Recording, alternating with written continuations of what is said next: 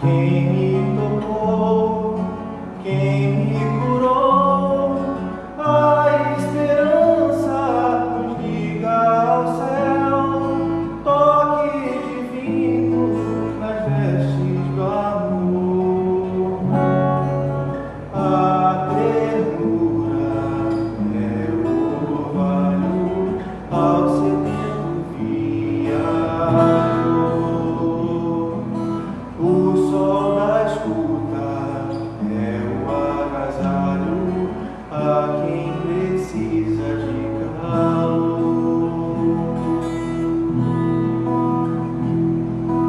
Vai em paz, minha irmã, foi a tua fé que te salvou. Foi a tua fé que te salvou.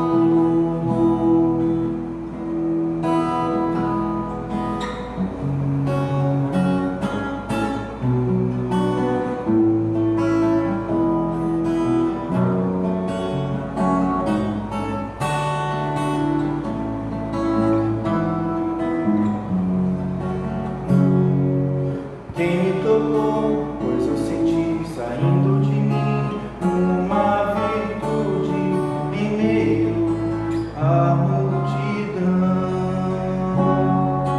Quem me tocou, quem me curou, a esperança nos liga ao céu, toque divino nas vestes do amor. A ternura é o orvalho ao sedento viajou. O sol da escuta é o agasalho a quem precisa de calor.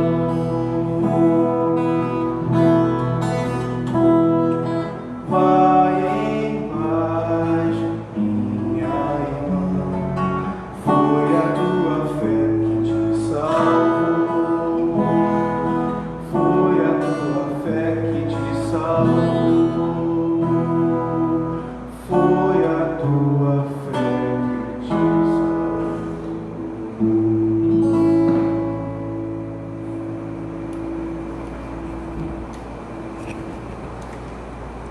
Boa noite a todos, sejam todos muito bem-vindos, que Deus nos abençoe em mais uma noite de estudos, que nós possamos estar aqui de corpo e alma, envolvidos por todo esse ambiente de paz, de amorosidade, que é sempre preparado para nós quando falamos sobre Jesus.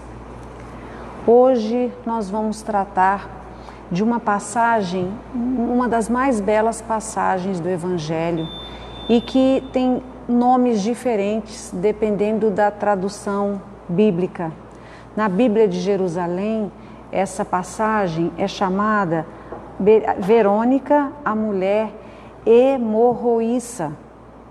Nessa Bíblia de Haroldo Dutra, ela é chamada a cura da mulher com fluxo de sangue. Enfim, é a mesma história, é o mesmo milagre, mas como eu sempre digo, a gente vai encontrar palavras diferentes de acordo com cada tradutor. Então eu vou ler para vocês a passagem que trata dessa mulher hemorroíça e a gente vai falar um pouquinho sobre ela. E a mulher que estava com fluxo de sangue por 12 anos, a qual, tendo gasto toda a subsistência com médicos, não pôde ser curada por ninguém. Aproximando-se por trás, tocou na orla da sua veste e logo estancou o seu fluxo de sangue. Disse Jesus: quem tocou em mim? Negando todos, disse Pedro: comandante, as turbas se comprimem e espremem. Disse Jesus: alguém me tocou, pois eu percebi um poder que saiu de mim. Vendo a mulher que não se ocultara, veio trêmula e, postergando-se diante dele, relatou diante de todo o povo por qual razão tocou nele e como foi curada imediatamente. Disse a ela: filha, a tua fé te salvou, vai em paz. Essa mulher, ela sofria de uma hemorragia. Essa palavra hemorroíça vem de hemorragia, de pessoa que sofre hemorragia. Ela sofria um processo hemorrágico por 12 anos. Segundo os costumes judaicos da época, e a gente vai encontrar isso descrito em Levítico, no capítulo 15, toda mulher durante o seu ciclo menstrual era considerada uma pessoa impura. E ela não podia tocar ninguém, ela não podia sequer sentar à cama, porque se alguém sentasse numa cama que ela tinha sentado, a pessoa era considerada impura. Então ela vivia em total isolamento durante todo o seu período menstrual. E essa moça, ela simplesmente não tinha só um período menstrual, ela tinha 12 anos de hemorragia, ou seja, há 12 anos ela não podia conviver com ninguém. E é interessante que esses costumes judaicos também, eles eram extensivos a qualquer coisa que contivesse sangue. Toda vez que você tocasse alguma coisa com sangue, até dos animais, você era considerado impuro. E você tinha que passar por um ritual de purificação, que nós não precisamos de detalhar, mas o ritual de purificação vem descrito em Levítico. Levavam-se 2 pombas, 2 passarinhos para o sacerdote, ali era feito o holocausto desses pássaros e seria como que pagando os pecados daquela pessoa considerada imunda em virtude desse seu sangramento. Ela vivia em Cesareia de Filipe e por todo esse período ela sofreu um isolamento, preconceito.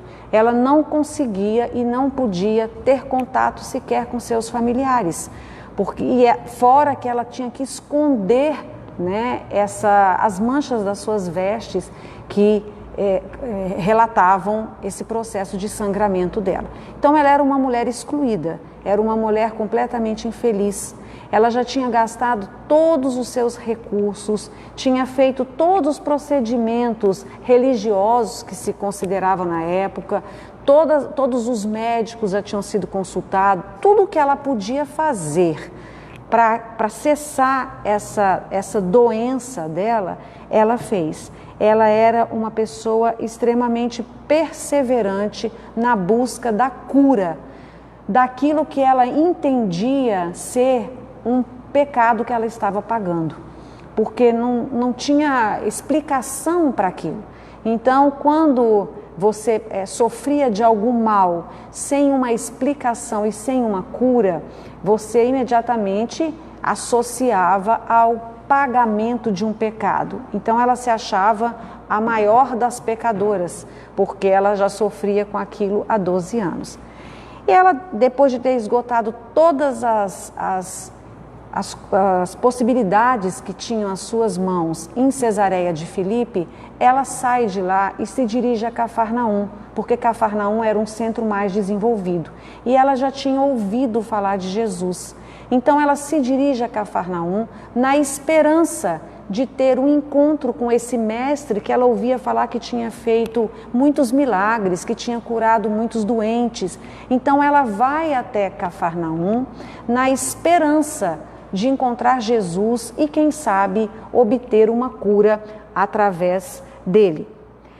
E a gente tira daí a primeira lição essa história, que é repleta de lições. A primeira lição que a gente tira daí é essa questão da perseverança dela.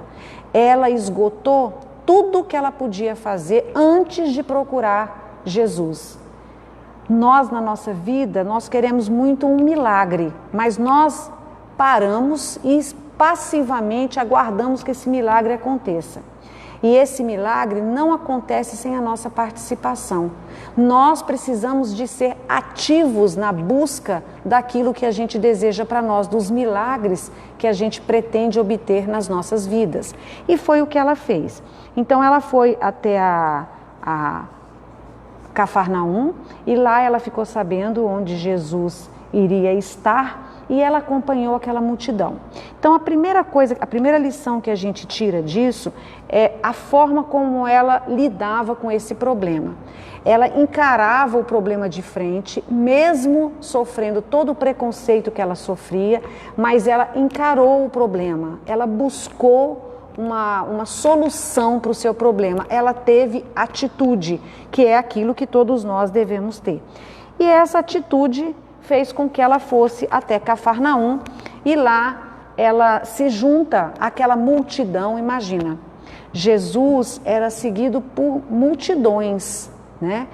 Como chegar até ele? É mais uma lição que ela nos dá, né? É a estratégia, ela monta uma estratégia para chegar até Jesus. Ela sabia, pela condição dela, suas vestes mostravam que ela estava num processo de sangramento, ela não tinha como esconder isso, então ela não conseguiria chegar até Jesus se ela fosse caminhando como qualquer outra pessoa. O que ela faz? Ela vai se arrastando até Jesus. E ela sabia também, porque ela conhecia a lei, ela sabia também que se ela tocasse Jesus, ela tornaria imundo, como eram chamadas pessoas que fossem tocadas pela mulher durante seu ciclo menstrual. Então ela foi até lá, foi se arrastando, ela teve uma atitude de busca, de procura e montou realmente essa verdadeira estratégia para chegar até ele. Quando ela chega até ele, na fé de que aquela sua atitude seria talvez a que a tirasse dessa situação constrangedora que ela vivia há 12 anos, essa fé operante que ela tinha na sua vida, né? Porque fé, todos nós, na verdade, viver é um exercício de fé. Se a gente parar para pensar na nossa vida, a gente vê que viver é um exercício de fé. Por quê? Porque quando você sai à rua, você tem fé que nada vai acontecer com você, né? Quando você para num sinal vermelho, você tem fé que a pessoa que vem, que você tem um sinal verde e um sinal vermelho, um cruzamento. Quando você para atravessar o sinal e ele está verde para você, você tem fé que aquela pessoa que está no sinal vermelho não vai ultrapassar o sinal, para não ocasionar uma batida. Então, é uma fé, é a fé que você tem. Quando você sai da sua casa a algum lugar, você tem fé que nada vai acontecer com você, né? Quando você está doente e vai a um hospital, você tem fé que você vai ser atendido naquele hospital. Então, viver é um exercício de fé. Mas é muito fácil ter fé e aguardar. O que ela fez, ela exercitou uma fé operante. Ela deu uma demonstração que a fé dela era capaz de transpor todos os obstáculos que ela encontrou quando se deparou com aquela multidão que ia caminhando junto a Jesus. A fé dela e a nossa fé é que nos distingue da multidão. Então, foi a fé dela que a distinguiu daquela multidão toda, né? E ela teve atitude, ela teve uma atitude de fé, ela foi diferente dos outros. Os outros apenas o seguiam, muitos buscando milagres, mas apenas o seguiam. Ela não. Ela o seguiu na esperança e na fé de que ela conseguiria através do seu esforço pessoal, sabendo que ela tinha que ultrapassar todas as barreiras, todas as dificuldades para chegar até ele. E ela vai e a gente, diferentemente de nós que estamos sempre ouvindo falar em Jesus, estamos sempre aqui falando de Jesus, sempre lendo os evangelhos, nós ouvimos muito falar em Jesus, nós falamos constantemente em Jesus, nós que somos cristãos falamos constantemente em Jesus, mas o que a gente faz com isso? A gente fala em Jesus, mas a gente segue Jesus? A gente tem essa fé em Jesus? A gente faz com que essa fé modifique as nossas atitudes? A gente busca Jesus com a nossa fé? Ou a gente só caminha ao seu lado?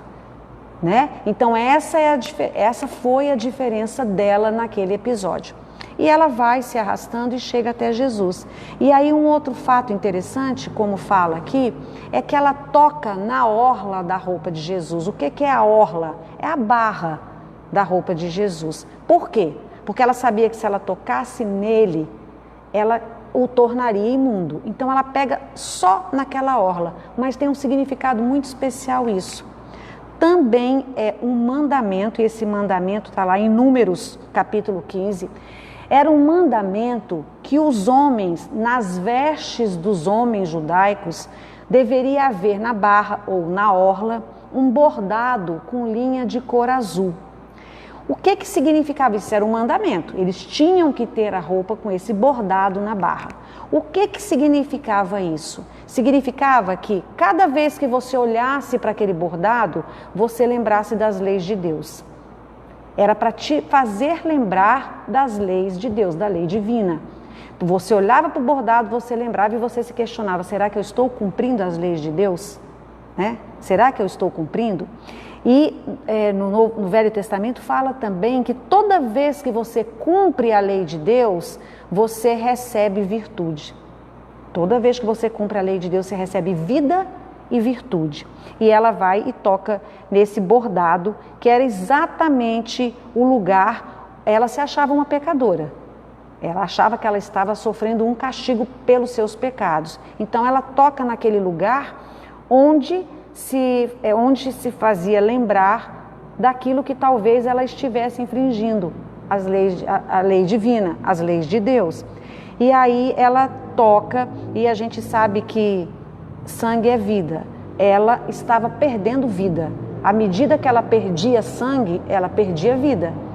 E quando isso está no Velho Testamento, quando você segue as leis de Deus, você ganha vida. Você ganha vida e ganha virtude. Tem virtude todos aqueles que vivem de acordo com as leis divinas.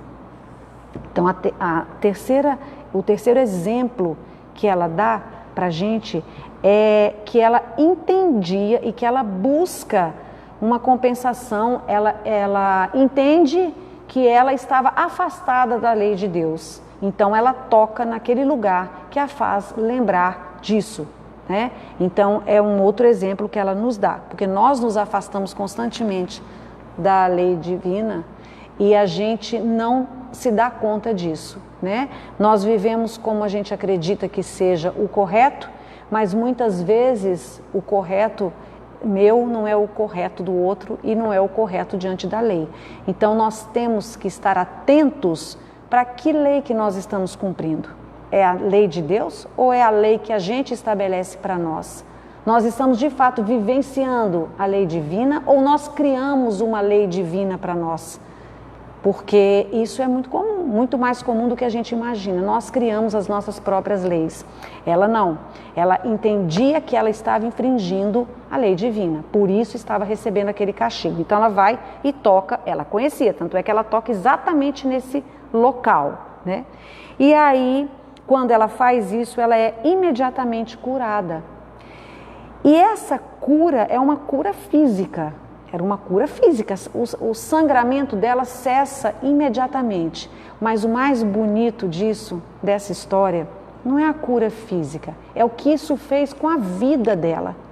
Porque ela era uma mulher que vivia à margem da sociedade em função de um problema físico. Ela vivia à margem da sociedade, ela era completamente discriminada, ela não tinha família, ela não se casou, ninguém se aproximava dela, ninguém podia conviver com ela, ela foi completamente rejeitada por sua família. Então o mais bonito é que quando ela obtém a cura física, essa cura que para nós é física, ela vai muito além de uma cura física, ela muda a vida daquela pessoa. Ela muda completamente a sua vida, ela passa a integrar a sociedade, a fazer parte da sociedade como todos nós temos o direito de fazer e como ela tinha o direito de fazer, mas não fazia em função dessa enfermidade que ela sofria. Então, quando ela toca Jesus e que ela é curada imediatamente, Jesus sente o poder da sua fé. Ele imediatamente sente o poder da sua fé e ele pergunta: quem me tocou? E é muito bonito isso, porque Jesus era acompanhado dos seus discípulos e ele foi tão sábio tão sábio, que ele escolheu para serem seus discípulos homens muito imperfeitos, porque ele queria mostrar que a perfeição é possível, que o melhoramento é possível. Então ele escolheu homens, cada um com as suas dificuldades, como nós. E Pedro é quem responde. E Pedro, de todos os seus discípulos, ele era o mais mal-humorado, ele era o mais irritado, ele era aquele que dava aquela resposta na lata, sabe? Aquela resposta que não pensa para falar. Então, quando ele pergunta, a gente até imagina como ele falou, né? Porque aqui fala de uma forma bem educada, né? Aqui fala, quando ele pergunta, fala assim, Pedro, né? Comandante, as turbas te comprimem e espremem. Quer dizer, como que eu vou saber? Na verdade, ele deve ter falado assim, como é que eu vou saber quem te tocou? No meio dessa multidão, como é que a gente vai saber quem te tocou? Né? Que é uma característica nossa. Que pergunta é essa no meio da multidão? Como é que a gente vai saber quem te tocou? Pedro responde isso, mas ele diz, mas alguém me tocou diferente, porque saiu de mim uma virtude. Por que que ele fala isso? Saiu de mim uma virtude? Por quê? Porque todas as vezes que nós vivemos de acordo com a lei de Deus, nós temos virtudes. E Jesus era só virtude, né? Mas todos nós temos virtudes quando vivemos de acordo com a lei de Deus. E ele sente sair dele uma virtude. E aí ele chega e fala para ela, e ela, imagina, quando ele pergunta quem me tocou, que ela vai até ele, ela enfrenta outra dificuldade. Olha o medo que ela teve. Ela teve muito medo de chegar até Jesus. O que ele ia falar para ela? Quando ele pergunta, quem me tocou? Ela diz, pronto, agora eu vou levar uma bronca, agora eu vou ser descoberta, agora eu vou ser rechaçada, agora o que vai acontecer comigo? Mas ela abre o coração, se ajoelha diante dele, abre o seu coração e confessa a sua dor. E ele diz, filha, tua fé te curou. Essa, para mim, é uma das mais belas frases de Jesus. E é o que nós temos que levar conosco para o resto das nossas vidas. A nossa fé é que nos cura. Quando a gente caminha com Jesus e caminha seguindo a lei divina, nós temos virtude. E uma dessas virtudes é a nossa fé, mas é a fé operante. É a fé verbo, não é a fé passiva, não é a fé que aguarda, não é a fé que estaciona, não é a fé da boca para fora, é a fé sentida no coração, é aquela que acredita que de fato Deus tem o poder de nos curar. É essa fé que nos cura. Deus, Jesus, ele não fez nada naquele momento, ele apenas, no momento, ele conseguiu que ela sentisse e que ela retomasse, através daquele seu movimento de fé, ela retomasse o caminho de Deus. E foi isso que fez a cura. Essa, para mim, é uma das mais belas frases que Jesus fala, que foi retratada, né, pelos evangelistas, que é a sua fé te curou. Então, a nossa virtude e a virtude de qualquer um, ela decorre da vivência da lei divina, né? É por isso que ele fala isso. Ela sente o poder de Deus. E o poder de Deus, ele está disponível para quem acredita sinceramente nele e para quem segue a sua lei. Está disponível para todos nós, né? No momento que nós acreditamos e fazemos a nossa parte, o resto vem. Mas nós temos que acreditar e temos que fazer a nossa parte, né? Então, algumas coisas que a gente deve tirar dessa passagem, a primeira é que a gente nunca deve desistir. A gente nunca deve desistir de nada que a gente acredite, que nada que a gente quer. Nós não devemos desistir dos milagres que nós esperamos para a nossa vida. Nós não podemos desistir disso. Nós não podemos deixar que os obstáculos nos impeçam de chegar até Jesus. Não é de seguir Jesus, de chegar até Ele. Nós não podemos deixar que os obstáculos nos ceguem e nos impeçam de trilhar esse caminho. Nós não devemos ter medo da oposição no sentido daqueles que são contra nós, daqueles que não querem o nosso bem, daqueles que não caminham ao nosso lado. Nós não devemos temê-los, porque quando nós temos fé, Jesus está ao nosso lado. Então nós não devemos temer os obstáculos, a oposição. Nós temos que criar estratégias. É importantíssimo isso, criar estratégias. Isso o que é criar estratégia? É ter disciplina. É se perguntar todos os dias, eu estou no caminho certo? Eu estou fazendo certo? Esse é o caminho de Deus? Isso faz parte da lei divina ou isso é uma lei que eu criei? Ou isso é um desvio de caminho que eu estou, um atalho que eu estou pegando? Então, estratégia é isso, montar estratégia é isso. Muitos vão até Jesus, mas poucos conseguem tocá-lo ao ponto de extrair dele uma virtude, como foi o caso dela. Então é isso aí, caminhar com Jesus a gente caminha, mas quantos de nós conseguem tocar Jesus ao ponto de extrair dele uma virtude e conseguir esse milagre que a gente espera para as nossas vidas? Porque as nossas vidas são cheias de dores, assim como a vida da Verônica ou Berenice. Em algumas traduções a gente acha Verônica, outras acha o nome dela Berenice e em algumas nem fala o nome dela, né? Mas Verônica e Berenice é como a gente conhece, informação daqueles que a tratam pelo nome. Então, caminhar com Jesus é um exercício que nós devemos não só praticar todos os dias, mas o que nós devemos fazer é tocar Jesus da maneira como Ele espera ser tocado para operar em nós os milagres que nós merecemos. E eu queria encerrar falando desse livro, Primícias do Reino, que é um livro de uma autora chamada Amélia Rodrigues. Essa autora baiana, ela é psicografada pelo Divaldo Franco.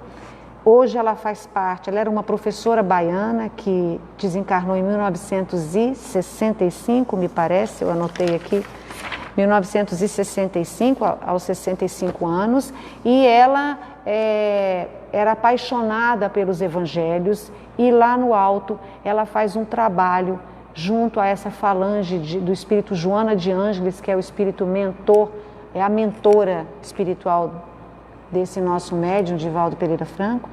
Ela faz parte dessa equipe e ela tem 10 livros, né, sobre os evangelhos. São os livros chamada Série Evangélica da Amélia Rodrigues. E ela faz uma coisa bem bacana, bem interessante, são livros deliciosos de ler. Ela atua como nos bastidores dos acontecimentos de Jesus. Então o que a gente sabe é o que está nos evangelhos, mas ela vai no além. E ela fala que nesse capítulo 14, cujo nome é A Mulher Hemorroíça, ela fala que ela continuou seguindo Jesus, embora alguns historiadores digam que não, mas um dos evangelhos apócrifos, que é Atos de Pilatos, me parece, ele traz essa notícia que ela continuou seguindo Jesus. E eu vou ler só um pedacinho para encerrar dessa parte onde fala que ela participa, ela está presente na crucificação de Jesus. O coração arrítmico constrangia-lhe o peito e o ar que aspirava pesado parecia carregado de fumo. Angústia incoercível dominava-lhe o espírito desde as vésperas. A noite fora difícil de vencida. Expectativa incomparável assaltara desde que soubera dos lamentáveis acontecimentos no horto.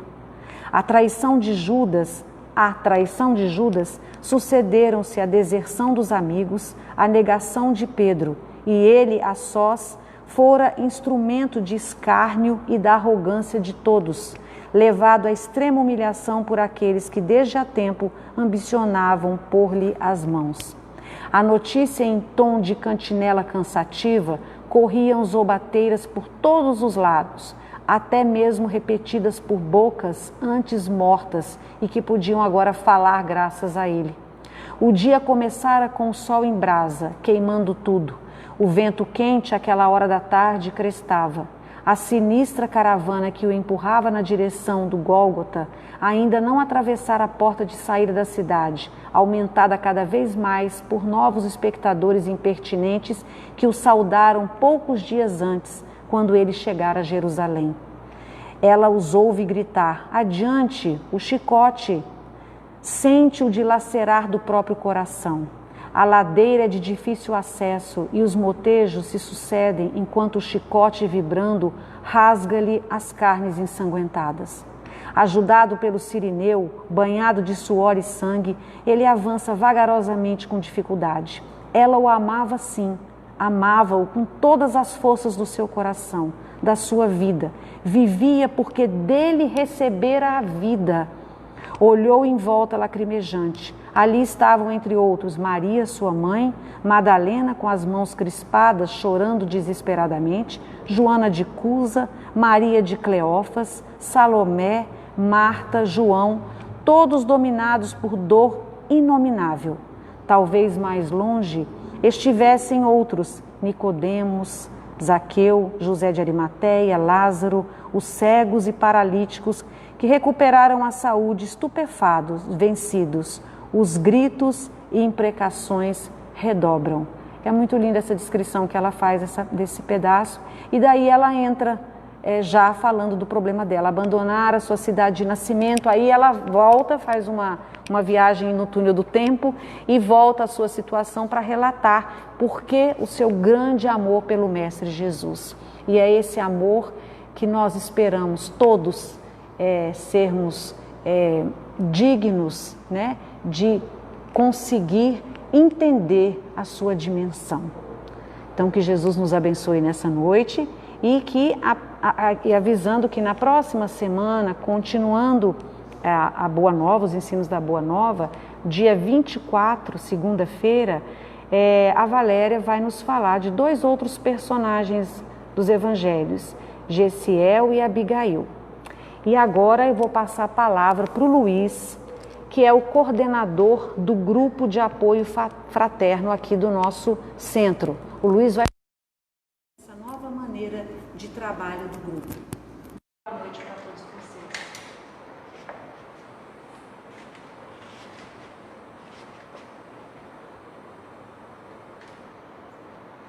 Boa noite a todos. O Grupo Apoio Fraterno, de auxílio aos dependentes químicos, está voltando com as suas reuniões semanais. Em época de distanciamento, as reuniões serão virtuais. Então, para aqueles que conhecem alguém, queiram fazer o convite, que estão experienciando esse problema de álcool, drogas e seus familiares, os codependentes, por favor, enviem mensagens para o telefone que eu vou passar agora para vocês. É o 981 12 9506 e lá vai buscar as informações de como participar do grupo. A gente vai mandar um link aos domingos, às 5 horas da tarde. Então, todo domingo, uns 30 minutos antes da reunião, a gente manda o link para quem quiser participar. Então, a gente pede que todos aqueles que conhecerem alguém que esteja experienciando esse problema, envie para nós uma mensagem e a gente vai incluí-los no grupo, com a mesma privacidade que a gente tem nas reuniões presenciais. E assim que acabar o distanciamento, a gente retorna com os trabalhos presenciais aqui no Jacó. Muito obrigado.